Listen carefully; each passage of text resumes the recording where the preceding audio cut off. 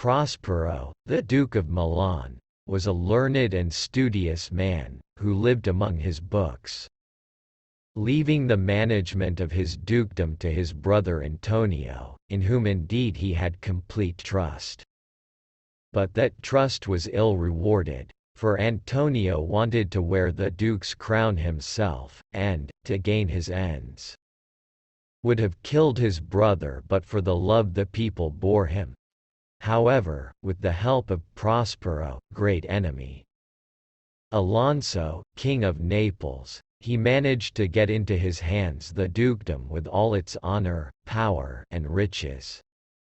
For they took Prospero to sea, and when they were far away from land, forced him into a little boat with no tackle, mast, or sail. In their cruelty and hatred they put his little daughter, Miranda, not yet 3 years old, into the boat with him, and sailed away, leaving them to their fate. But one among the courtiers with Antonio was true to his rightful master, Prospero. To save the duke from his enemies was impossible.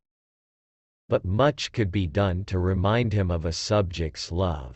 So this worthy lord, whose name was Gonzalo, secretly placed in the boat some fresh water, provisions, and clothes, and what Prospero valued most of all, some of his precious books.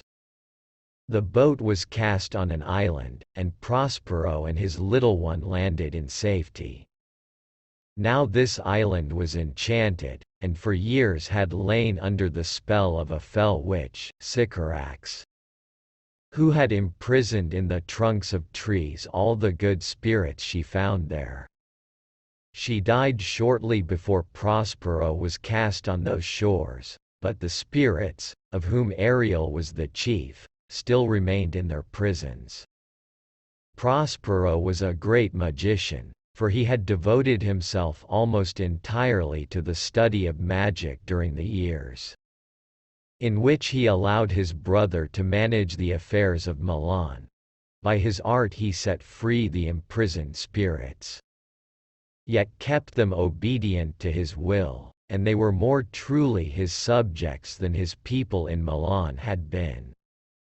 For he treated them kindly as long as they did his bidding, and he exercised his power over them wisely and well. One creature alone he found it necessary to treat with harshness. This was Caliban, the son of the wicked old witch, a hideous, deformed monster, horrible to look on, and vicious and brutal in all his habits. When Miranda was grown up into a maiden, sweet and fair to see, it chanced that Antonio and Alonso, with Sebastian, his brother, and Ferdinand, his son, were at sea together with old Gonzalo, and their ship came near Prospero's island. Prospero, knowing they were there, raised by his art a great storm, so that even the sailors on board gave themselves up for lost. And first among them all Prince Ferdinand leapt into the sea, and, as his father thought in his grief, was drowned. But Ariel brought him safe ashore, and all the rest of the crew, although they were washed overboard, were landed unhurt in different parts of the island, and the good ship herself, which they all thought had been wrecked, lay at anchor in the harbor whither Ariel had brought her. Such wonders could Prospero and his spirits perform. While yet the tempest was raging, Prospero showed his daughter the brave ship laboring in the trough of the sea, and told her that it was filled with living human beings like themselves. She, in pity of their lives, prayed him who had raised this storm to quell it. Then her father bade her to have no fear, for he intended to save every one of them. Then, for the first time, he told her the story of his life and hers, and that he had caused this storm to rise in order that enemies, Antonio and Alonso, who were on board, might be delivered into his hands. When he had made an end of his story, he charmed her into sleep, for Ariel was at hand, and he had work for him to do. Ariel, who longed for his complete freedom, grumbled to be kept in drudgery, but on being threateningly reminded of all the sufferings he had undergone when Sycorax ruled in the land, and of the debt of gratitude he owed to the master who had made those sufferings to end, he ceased to complain, and promised faithfully to do whatever Prospero might command. "Do so," said Prospero, "and in 2 days I will discharge thee." Then he bade Ariel take the form of a water nymph and sent him in search of the young prince. And Ariel, invisible to Ferdinand, hovered near him, singing the while, "Come unto these yellow sands and then take hands. Courtesied when you have, and kissed, the wild waves whist. Foot it featly here and there, and, sweet sprites, the burden bear." And Ferdinand followed the magic singing, as the song changed to a solemn air, and the words brought grief to his heart and tears to his eyes, for thus they ran: "Full fathom 5 thy father lies. Of his bones are coral made, those are pearls that were his eyes. Nothing of him that doth fade, but doth suffer a sea change into something rich and strange. Sea-nymphs hourly ring his knell. Hark! Now I hear them, ding-dong bell." And so singing, Ariel led the spellbound prince into the presence of Prospero and Miranda. Then, behold, all happened as Prospero desired. For Miranda, who had never, since she could first remember, any human being save her father, looked on the youthful prince with reverence in her eyes, and love in her secret heart. "I might call him," she said, "a thing divine, for nothing natural I ever saw so noble." And Ferdinand, beholding her beauty with wonder and delight, exclaimed, "Most sure the goddess on whom these airs attend." Nor did he attempt to hide the passion which she inspired in him, for scarcely had they exchanged half a dozen sentences before he vowed to make her his queen if she were willing. But Prospero, though secretly delighted, pretended wrath. "You come here as a spy," he said to Ferdinand.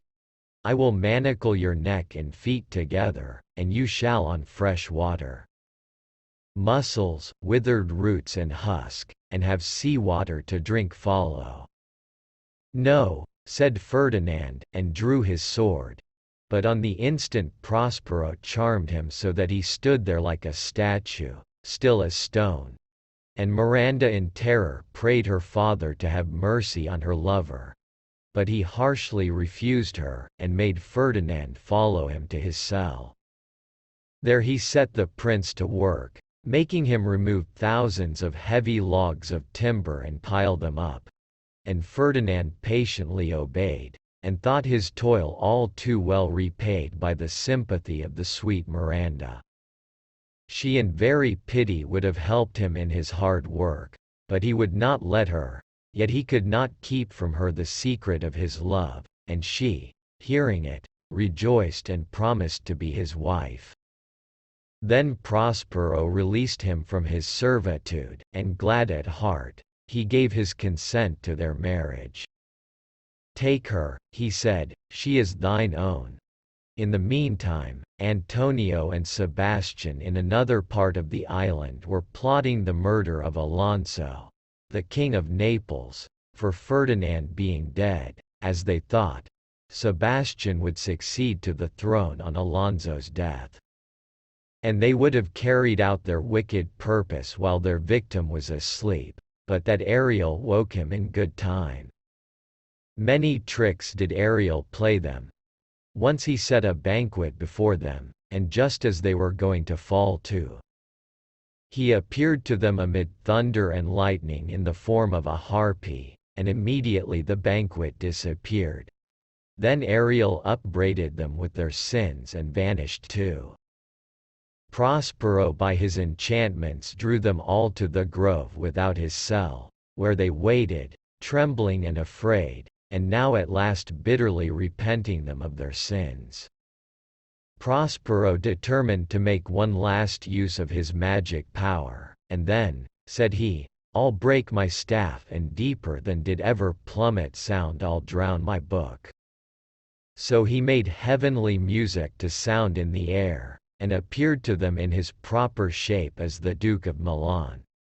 Because they repented, he forgave them and told them the story of his life since they had cruelly committed him and his baby daughter to the mercy of wind and waves. Alonso, who seemed sorriest of them all for his past crimes, lamented the loss of his heir. But Prospero drew back a curtain and showed them Ferdinand and Miranda playing at chess. Great was Alonso's joy to greet his loved son again, and when he heard that the fair maid with whom Ferdinand was playing was Prospero's daughter, and that the young folks had plighted their troth, he said, "Give me your hands, let grief and sorrow still embrace his heart that doth not wish you joy." So all ended happily. The ship was safe in the harbor, and next day they all set sail for Naples, where Ferdinand and Miranda were to be married. Ariel gave them calm seas and auspicious gales, and many were the rejoicings at the wedding. Then Prospero, after many years of absence, went back to his own dukedom, where he was welcomed with great joy by his faithful subjects. He practiced the arts of magic no more, but his life was happy, and not only because he had found his own again, but chiefly because, when his bitterest foes who had done him deadly wrong lay at his mercy, he took no vengeance on them, but nobly forgave them. As for Ariel, Prospero made him free as air, so that he could wander where he would, and sing with a light heart his sweet song. Where the bee sucks, there suck I. In a cowslip's bell I lie. There I couch when owls do cry. On the bat's back I do fly after summer. Merrily, merrily, merrily, shall I live now, under the blossom that hangs on the bough.